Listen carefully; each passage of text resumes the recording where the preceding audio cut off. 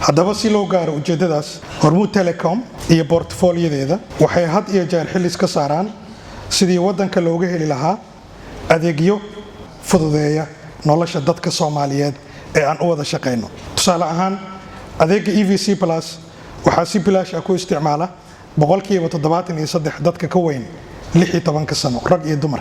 Arrintaas waxay sababtay in dadka Soomaaliyeed ay si fudud ku helaan adeeg maaliyadeed oo tayo sare leh oo bilaash ah. Sidaas darteed Soomaaliya waxay meel sare kaga jirtaa financial inclusion oo kamid ah hadafyada ama targetyada qaramada midoobay ay u dejisay wadamada soo koraya si loogu cabiro dhaqaalahooda. Financial inclusion waxaa asaas u ah in la helo adeeg maaliyadeed oo bilaash ah ama raqiis ah lagana helo goob walba ama qof walba muwaadin ah uu fursad u helo in uu adeeg maaliyadeed helo si noloshiisa ay ugu fududaato.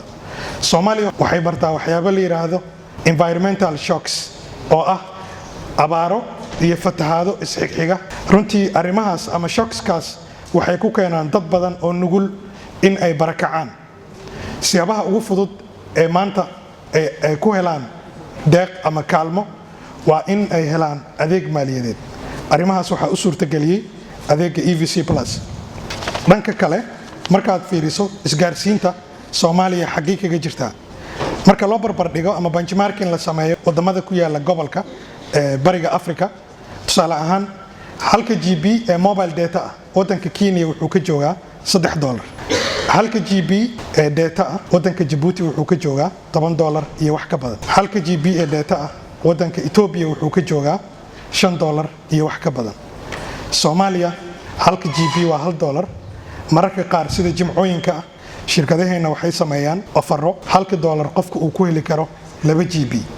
waad dareemi kartaa adeeg tayo sare leh oo raqiis ah markay bulshadu hesho waxaa iman doona wax loo yaqaano ecosystem ku dul dhisma adeegyadaas muhiimka ah ee teknolojiyada kadibna in dadkii shaqo abuur iyo dhaqaale ay helaan ayaa ku xigi doona. Shirkadda Hormuud Telecomna waxay diyaar u tahay in ay kala qayb qaadato jaamacadaha iyo sektarada kale horumarintaas iyo iskaashigaas la xiriira in Soomaaliya teknolojiyadeeda ama science-ka technology-ga engineering-ka kor loo qaado.